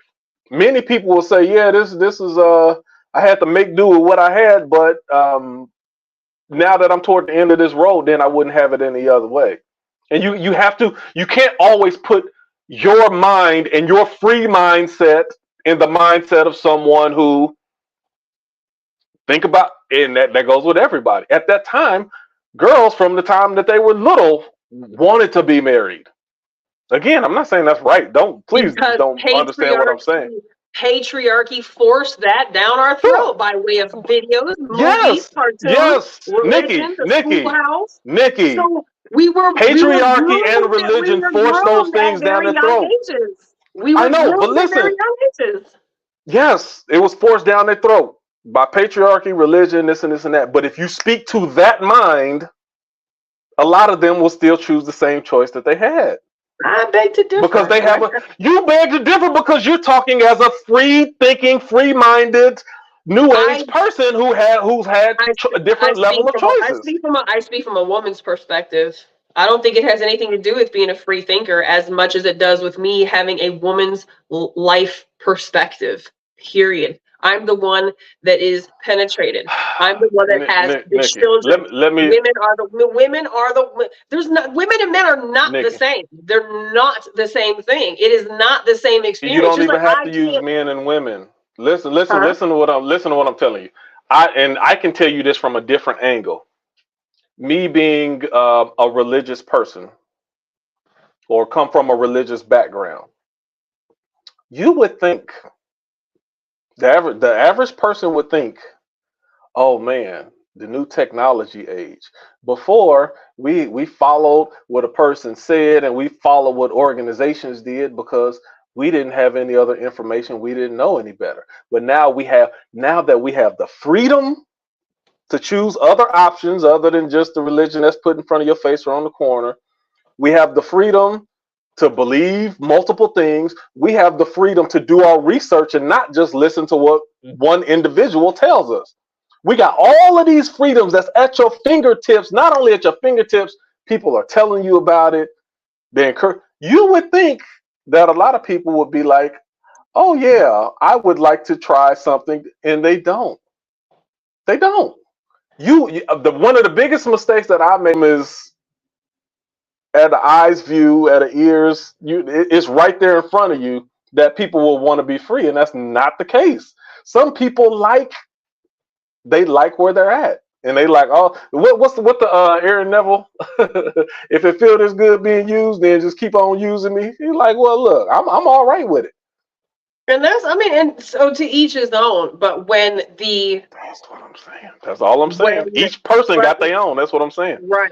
But when manipulation is the foundation of why we are where we are in a certain situation, that's not a fair. Nikki, do you know a lot of people want to be manipulated? It's not a fair playing ground. Do you know a lot of people want to be manipulated? I don't know. And I will tell you, a lot of people want to be manipulated, and part of the reason why they either want to be manipulated, want to be told what to do, want to be groomed or directed, and things like that. I'm not saying it's right, but I'm telling you, when a person doesn't know themselves, they don't have their own mind, they don't have their own thoughts, they will look to lean to someone else to be the to hold that responsibility. Yeah, I don't know and even with the girl talked about that. She was anorexic. She had low self-esteem. She didn't want this. And then as soon as the guy left, then, well, where are you going? Why are you leaving? Where are you coming? Like, people will look for someone to be their if they're not complete themselves, they'll look for someone else who they feel is complete that will resolve them of having to make decisions that they don't want to make. That's the same dynamic with a pimp and a whore. I'm just you're thinking you're looking at things through your mindset. And I'm telling you, a lot of times, even you can educate some certain people, get them to know things, and they still, a lot of people still make the same choices. Now, what I do agree with you, I'm only making that argument. What I do agree with you is, grooming people as children, you don't give them the opportunity to make any choice for themselves. So that's that's the whole right. predatory. That part is wrong. That's the whole predatory argument. Exactly. You create the scenario where the kid doesn't even have a choice to know that there is an option, which can also be said for our grandmothers. They weren't they weren't given a scenario in which there was an option. And I'm not saying every woman in that situation. And it's no longer an acceptable practice anymore. Right. I'm just saying in terms of the relationship dynamics that you see today. I mean, how many times have we had the conversation on Free Thinkers where there are countless males generally who are, you know, no big deal about, you know, an 18-year-old girl and a 32-year-old man because, oh, she's 18, she's 18, she's 18. Yeah, she's 18, but she was 17 yesterday. Huh? I said I have no issue with that. I cannot wait until your daughter is of dating age. I literally cannot wait for us to have these conversations in the next 10 years because I feel as though as you age with her as a man, knowing men as a man, loving women the way that you do as a man, as a husband, as a father, as a protector and a provider, I'm going to go out on a limb and say that there's going to be some change in how you feel about this, because seeing your 18-year-old daughter and looking at a 32-year-old man, there's just not a lot of ways as a 45, 55-year-old man that you're going to look at that 32-year-old man and be like, what in the fuck do you want with my daughter? Oh yeah, sure, you can have her. That's cool. And today, for me, as a 45-year-old woman who had a kid at 17 by a 23-year-old dude who went on to have 4 more kids by underage girls, who has a 16-year-old son and a 13-year-old son. I'm not saying I fucking have seen everything, done everything, known everything, experienced everything, but I got a lot of experience under my belt in conjunction with the people, places, and things and the dynamics of which I've lived in my life professionally and personally. Most women would never undo having their children, would never undo being a mom, would never undo the beautiful parts that have taken place by being a woman that didn't have a choice at a young age, possibly. But most women don't even know how to conceptualize anything other than being a mom. I can't grasp the concept of my life as a 18-year-old without a kid, because I wasn't one. As a 19-year-old without a kid, as a 20, like I had a kid when I was 18, I was pregnant at 17. I don't know what 17-year-olds, 18-year-olds, 19-year-olds, 20, like I don't know what normal kids did. I didn't get that chance. Now, does it mean I wasn't in the room saying yes when it happened? Yes, of course I was a willing participant, but I didn't know shit. But I know I was with a 23-year-old man who knew a lot more than me, who also had a kid, who knew what he was doing. See, we call so, but hold on, but that's the funny. Go ahead. It's funny to me how we like our terminology changes so much. So when you 17 and he 23, then this 23-year-old man. Now, if I don't want to get personal. If someone has a child that's 23, and then they're dating somebody who's 40, like, oh, she's just a kid. What do you want with them? So like it goes, or he's just a kid. That's like it goes from, and that's always relative to whoever that they're dealing with. In one instance, oh, this man, and then another instance, oh, he's just a kid. Like it's like, okay, which one is they? And I don't think it's fair to. I don't think it's fair to be flexible like that. I think that people can pick and choose those types of labels whenever they want. But I think it is equally gross for a 23-year-old person to be with a 46-year-old person. I think that's gross. I think that the 46-year-old, there's something fucking wrong with you for liking a 23-year-old. And I think if the 23 and 17, for liking a fucking 46-year-old. I think both of y'all. If I see a 23-year-old and a 17-year-old, they're both kids to me. Right, but this 23-year-old had 7 more years of life experience, of maturity as a man, had a whole nother kid already. I didn't have no fucking walk of life at 17 in comparison to a 23-year-old adult male. And it just so happened to be This fucking dude went on to continue to pick up victims and prey on women who, as he got older, the girls still stayed the same. He got older, they all stayed right around 17, 18, 19 years old. So there's something wrong with him, and there was obviously something wrong with them. You know, people say, that's "Oh, the what's type. wrong with you?" I mean, you got a type then. That's Younger that's girls, not yeah, that's a fucking pedophile. yeah. Yeah, That's you're a not grown ass man everybody's. and you like younger girls. You're right. That is a type. The type to Yeah, go to jail. but that's not every 23-year-old who dated a 17-year-old didn't stay with 17-year-olds for the rest of their Definitely not. dating career. No, definitely not. But a 23-year-old, That's a kid too. That's still a kid too. And to answer your other assessment, when my daughter turns 18, I'm pretty sure that I'm not going to look at the 32-year-old much different than I will the 22-year-old. You say that. I may not. I'm not. I probably won't be any more accepting of a 22-year-old or a 32-year-old. I mean, it's going to be due diligence. I like in everything. Why? Why do you want to marry? Why do you want to date my daughter? Why do you want to marry her? What is it about her that you? And I want to see the character of who you are as an individual. Do you handle your business? Are you taking care of yourself? Are you? Do you treat people right? I want to speak to your mother and your sisters and get a grasp of your upbringing and what you came around. Whether you're 22 or 32 is still going to be the same thing. Yeah, but a 32-year-old has already lived 10, 11 to what? A 32-year-old has already lived 10, 11, 12, 14 more years of life experience than your child. Okay. There's 14 years of life that she has not even touched that this person has already experienced. Now, does that mean this person can't bring phenomenal things to the table? Absolutely not. Maybe a fantastic person. But that's 14 years of life that they've got on your kid. I want my kid to go fucking experience some life. I want my kid to go be a kid. I want my kid to go do what kids are supposed to do. And getting married at 18 years old, that's old school shit. That's old school shit. Like my 26-year-old now should be 27 in December. Like, not a piece of them are trying to settle down and get married. Like, they're still the glory of being my daughter's age and Brooklyn's age, being in your mid-20s, is that you're young enough to see how much your parents fucked up, to what not to do, to hopefully you can choose differently with your life. Let me tell you something. Absolutely. I moderate a singles group, and I hear this on a weekly basis. Yeah, well, singles are all I will say is there's a sweet spot in between. Maybe you don't want to get married at 18, but you better be careful while you living it up and living your best life all through your 20s. Because what's the primary ages of the singles group? Because if it's a bunch of older people who can't find nobody, hell yeah, they wish they would have sat their ass down. And that's what it is.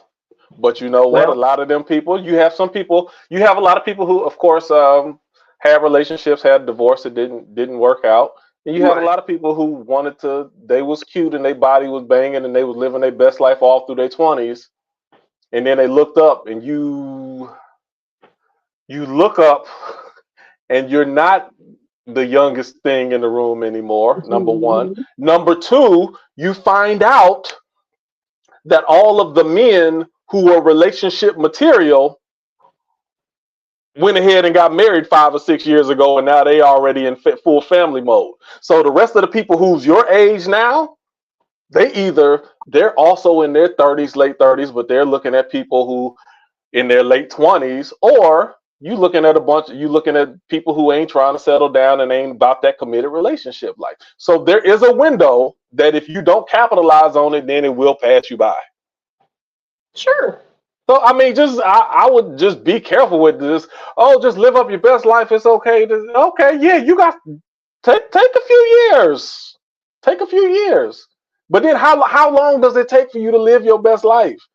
You can go clubbing, enjoying life, go to concerts, go see the world, go to Europe, go to all them places. How much time does that take? 4 or 5 years? However long it takes. However long it takes until you get to the place in your heart and your spirit where you're like, you know, I agree with that. I agree with that. I'm ready to move to the next stage of my life. I'd like to look at the idea of, You get gotta me pay a attention partner to the way and you cohabitate, gotta pay attention to the way that the ocean flows. life with somebody, willingly creating the space where I can share my life with somebody. I'm well lived and I'm educated and I've been able to have fun and I don't have kids and I've been able to travel and spend every fucking dime as recklessly as I wanted to. I can, bounce from couch to couch. Like, I've been able to live life. I've gone to college. Maybe I've got 2 majors. Like, I've been able to do some shit. So now I'm 30, I'm 40. It don't take till you're 30. You can do all of that, and by the time you hit 24, 25, you can did all that. You can be out of college by 22, living it up, traveling the world, doing what you want to. By 25, you better start looking. Yeah, I don't. Oh God, I don't agree with that. You better start looking. And let me tell you the other thing that marriage ain't for old people. And when I say old in this scenario, I'm talking about people in their mid-30s. Because you get too set in your ways. You want everything the way you want it. Anything that ain't the way that you want it, that don't fit in your circle, then is you either take me for how I am or leave it. And I see people keep going in those circles because it's a reason that the military stopped drafting people after a certain age. They know it. They're like, no, after they hit a certain age, we ain't gonna be able to tell them to do nothing. Moldable, manipulatable. Yes, absolutely. And you got to understand, Nikki, you got to understand when you're not moldable, when you yourself is not moldable anymore. You've allowed yourself to be inflexible. Now you're going to be stuck out. I mean, for some people, that's okay. For the people, it's okay. It's fine. There ain't no conversation. That is a better choice than being forced to do something that they wouldn't have chosen to begin with. But you know what? For those people are happy. They're happy and they want with themselves. But it's a larger group of people than those small, secluded, happy people who perfectly fine with. It's a larger group of people who bitter. Yeah, they got out with the opposite gender. Who shouldn't be fucking dating? They shouldn't be in no singles group. They should be in a goddamn therapy office getting their shit fixed so they can go be a productive single person in society instead of being bitter and bleeding on every motherfucking body that didn't cut you. Go to therapy. You just didn't move at the right time. You should have moved at the right time. You should have moved at the right time. And a lot of people just don't move at the right time when they should have. Look, if I've learned anything in this world, whether it's God or it's universe, I don't know. But the universe is not going to give you your equal partner if you are not a prepared recipient. So you can do all that dating and you can do all that shit trying to find the right one. But if your ass ain't prepared properly, ain't nobody gonna waste a blessing on you.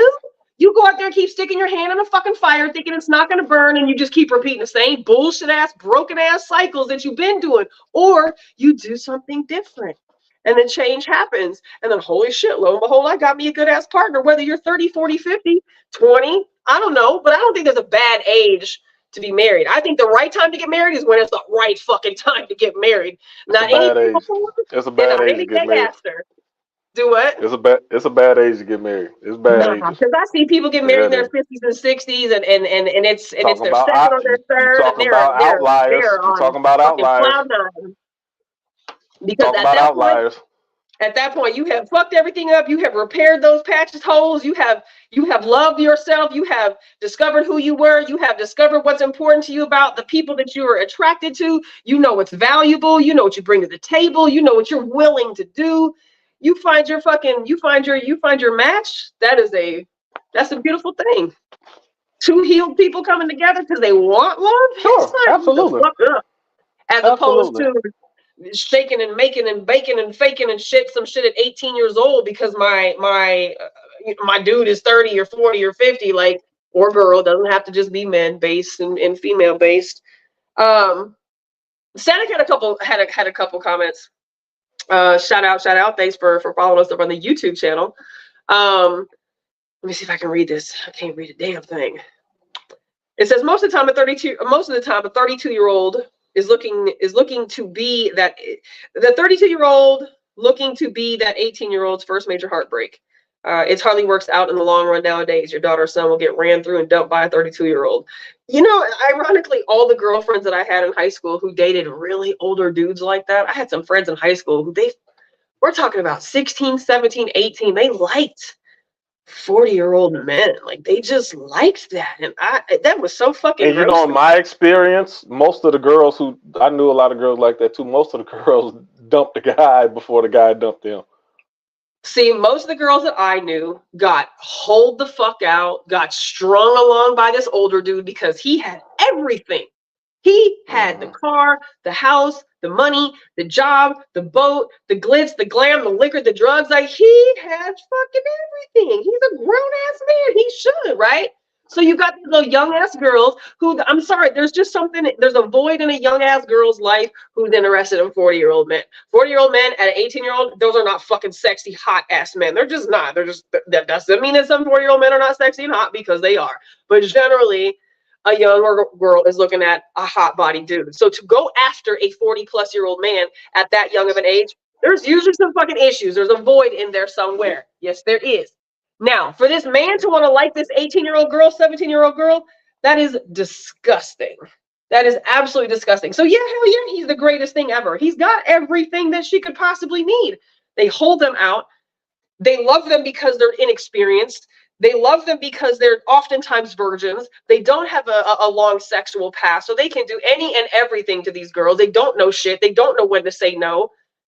And then they dump them for the next 18-year-old girl, or the next whatever girl, or the next whatever girl. And oftentimes these girls have these tattered pieces of chasing after the next 40-year-old man, and the next 40-year-old man, and the next 40-year-old man. I never saw one successful relationship between one of my teenage high school girlfriends and a grown-ass man like that ever be anything but fucking drug abuse, alcohol abuse, sexual abuse, physical abuse. Was never anything positive. That doesn't mean that it can't happen, but that has not been my experience as the girl. I mean, I could say the same thing about people who were both in high school the same age. 95% of those relationships didn't finish out too well either. There's a couple that I know who still stayed together, but most of them didn't work out well. What you say? Exactly. They need to go live life. They need to go explore. They need to go figure out who they are, because they don't know who they are. So no, I can agree with that. I'm just saying, where people put it right on age, and people don't explain. People can't really explain why the age gap is such a big deal to them. And then it always goes into the realm of assumption.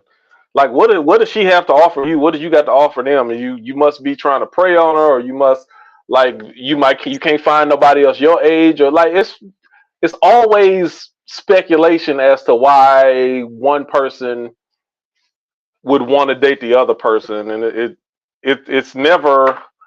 Maybe they vibe well together and they got good chemistry. Because as an adult, the older you get, adults, how we are. We just are. We've been 18-year-olds, and now we're fortunate enough to be 40+ years old. We know enough about life at this age to know that shit ain't good, ain't gonna last, it's just no. There's a million reasons why that just ain't it. Unless y'all just want to have a sexual relationship, that's about the only compatibility that y'all have.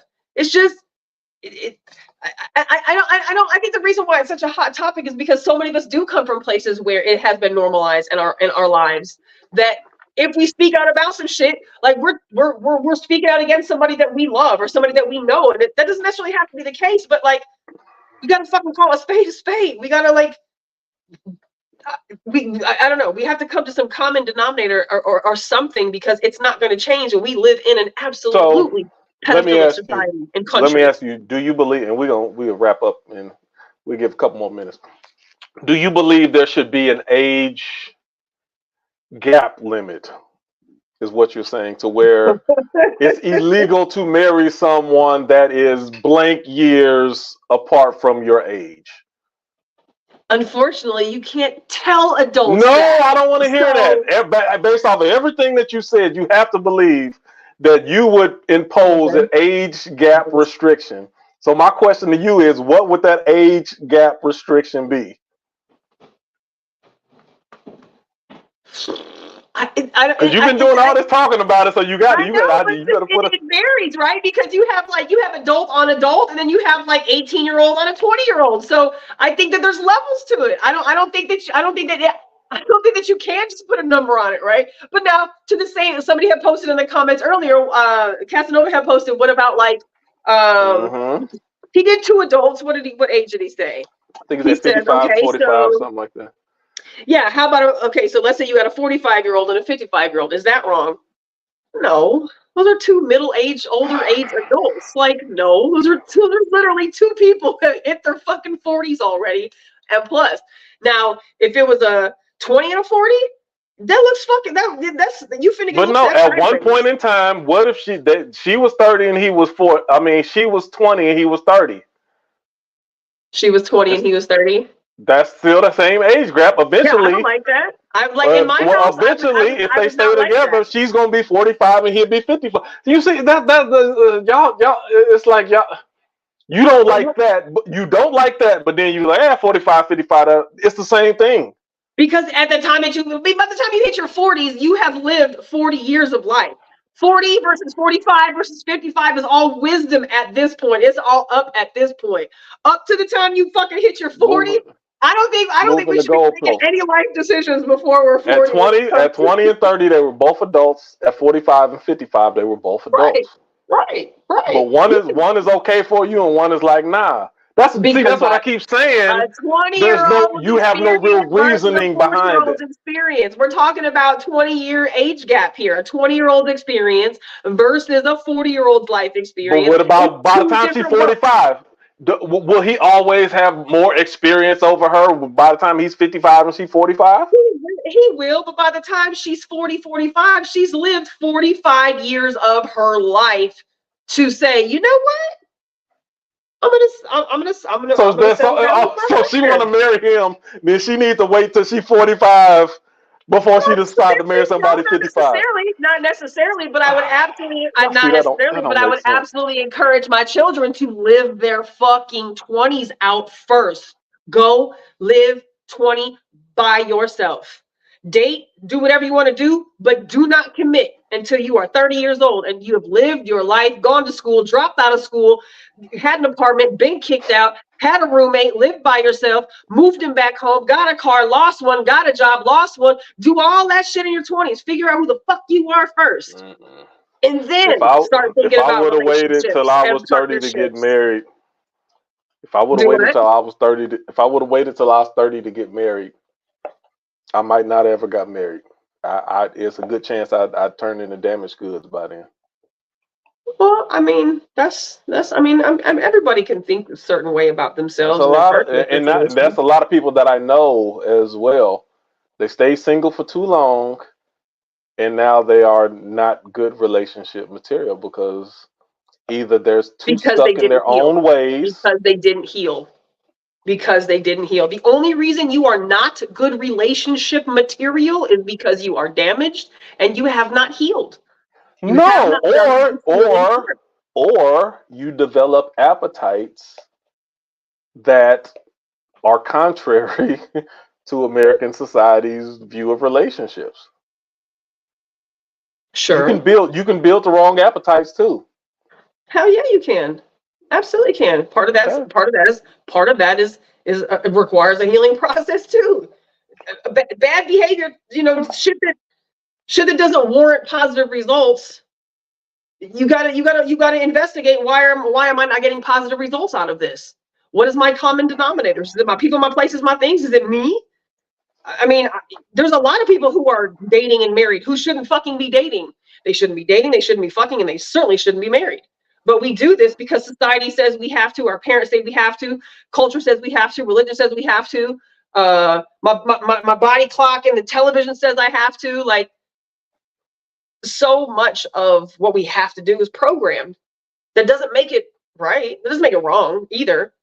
But for me, and then having a daughter who's 26, who I've watched not have children, who's been able to do what whatever her fucking heart See? and checkbook See, desires. you talking out of a certain part of an experience, but part of what happened with you was also your blessing at the same time too, because you were able to have at least one child early, to Sure. where if if I don't find Mr. Right away, then it's no, I have my children. If you want to have children, that's important to you. We You can had a always have chance to have children. your children. We can always have children, though. We don't have to have a man to have a child. We don't have to be in a relationship to have a child. We can always have a child. A woman, as long as a woman can get pregnant, a woman doesn't need a partner to obviously have a child. Most women want to have Of course, we a want to. partner, Sure. and a lot of women But a lot don't. who waited too long. There's a different level of urgency when you hit a certain age and you don't have any children yet. I'm sure there is for some women. Absolutely. And I'm not one of those women, right? But I also know that, like, if I had a baby today, having a baby today with somebody who is my age would be an absolutely different experience than even the 3 children I've had before that.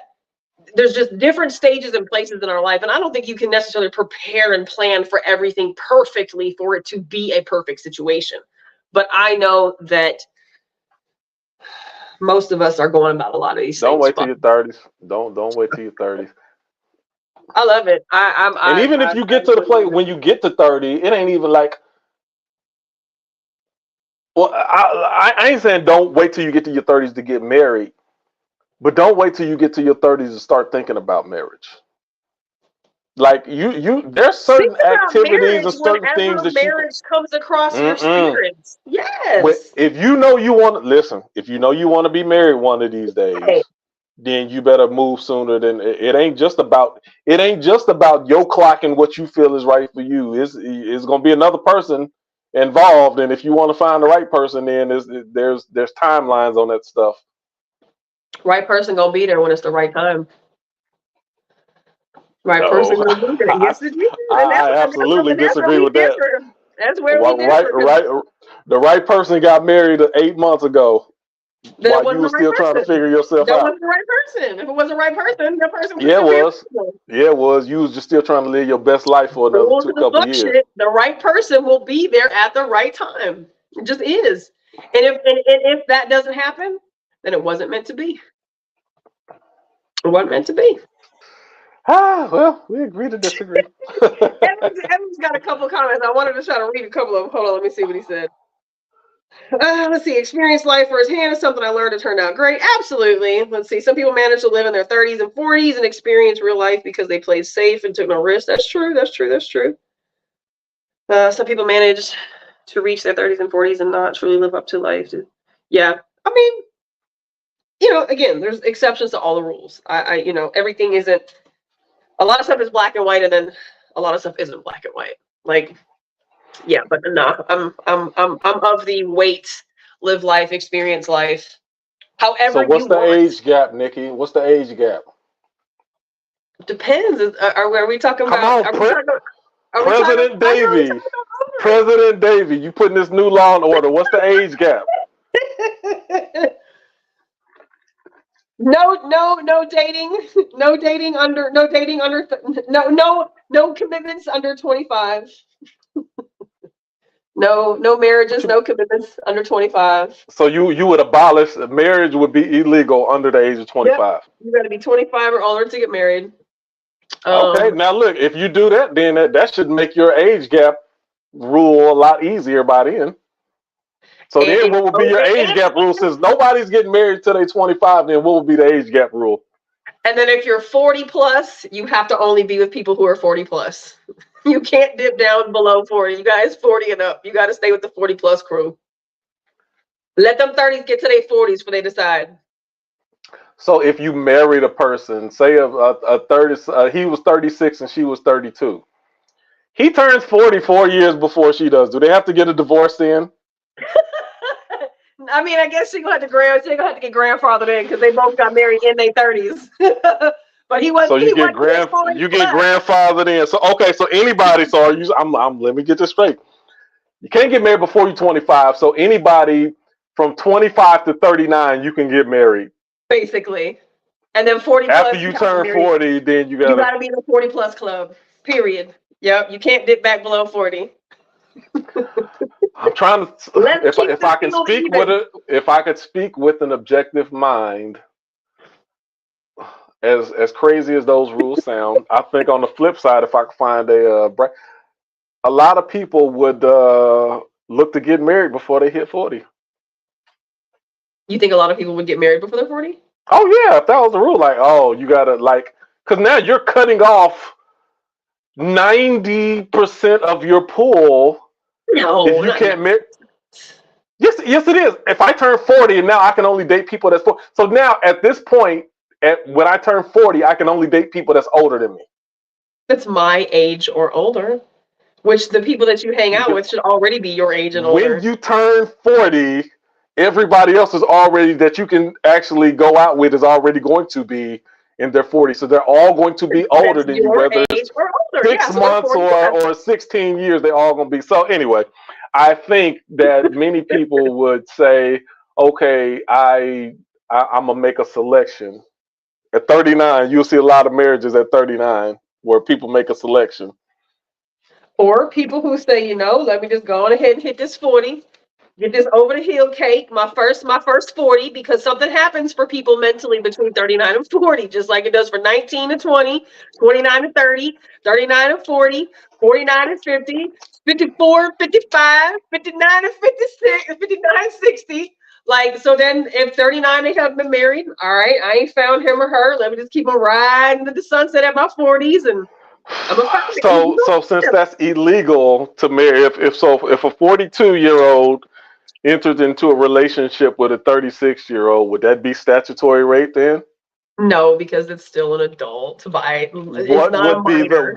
Okay, and in order to enforce this law, then what would be the punishment? You can't get married. You just can't get married. You just legally can't get married. There's no punishment. You can still date though. You can date each other. I mean, you're still not, you're not a teenager. You're past the 25 cusp, but you're still a teenager. But and that's the part about this whole entire dynamic and conversation where it does sound fucking lunatic, right? Because there isn't a one size fits all for this. And I just think that the larger the age gap is between two people, the more indicative of some questionable red flags are just there. They just are. Whether it's a 60-year-old, a 40-year-old, or a fucking 18-year-old and a 28-year-old, or a 16-year-old and a 26-year-old, there's just some red flags that are present. And I think let me say this. The more that we look past red flags, the more repetitive cycles of dysfunctional relationships we find ourselves in. Let me say this. I as ridiculous as all the things that your rules is, what I would say could potentially be a decent idea. Person turns 18. You can only marry someone that's 25 or younger. Now, if they decide that if the person you 18 and the person's 26, you got to wait for that person to become 25, which that would make you 18, 26. They would be 25 and you'd be 33. 33. You would have to wait until they have. So what happens is, if there was any type of what's the word of the day? Grooming or vetting or something like that. It'd have to be this stretched out period that would give the person the opportunity to maybe get to know themselves, to kind of review, like not be forced to jump right into a situation immediately from adulthood from someone who's potentially that much older. They'd have to wait that out for another 7 years before they can marry them. And if the person decides that they still want to marry the person at that point, then they've had enough life experience, hopefully under their belt, to be able to make a more conscious decision. I like that. Would be the only thing that I might. We got to do a session. We got to do it was something. I had something else called like if I was president or something like that. I got this idea. And You did. Like, You did. just go you around. did. I'm changing. Like this will be the law. This is how I change this. Let's do it next week. You want to do it next week? Yeah, let's do it. Let's do it. If I was president. Ooh, I like that. President. Now you start going down the line on what you gonna change, what you gonna modify. I know what you're gonna get rid of. What am I gonna get rid of? You're gonna get rid of the alphabet. Yeah. No. You're getting rid of the alphabet first. No C's. C's are all out. Either C's or K. There's no reason to have C's and K's. Right. I remember the first time you talked about that. I think everybody that sat in that room was like, "What the fuck? What the alphabet? So What's wrong with the alphabet?" And the more you explained it was like, "Hold on, wait a minute." But they say that English is one of the hardest languages to learn because of all of these letters that make no fucking sense. We just go along with it. We go along with a lot of shit. Yep, that would be on my presidential list. That's the grooming from. They groom us to just follow whatever the government tell us to do at an early age. See, so for me, like I would think of that as indoctrination, right? So when you use the word indoctrination, I think of one thing. When you use the word grooming, I think of something totally separate. But I get it's just a word play. I get that. All right. That's a great conversation, though. I wish we had some more people join us, but I totally appreciate those of y'all who followed us in the chat and chimed in on this conversation. Thank you, Brooklyn, for joining us tonight. It was great to just have this totally unscripted conversation. Like we literally have not talked about this anywhere, So thank you, Stephanie, for sending me the topic idea. Next week, we're going to talk about if I was president. So start thinking about what you would do. What you doing, what you changing, what you fixing. What you changing. Oh, that's going to be so interesting. And then we are still trying to do a Freethinkers in-house before this year is over. So we're looking for space. So if anybody has a space that you can designate to us for free, if you have merchandise or something, let's say it's a coffee shop or whatever, like we'll buy coffee, we buy drinks, we buy food, like we'll totally, support the business. Yes. Yeah, absolutely.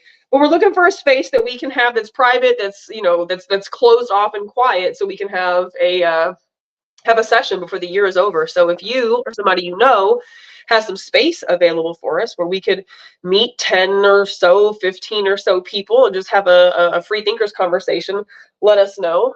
We can always default to my office if we absolutely have to.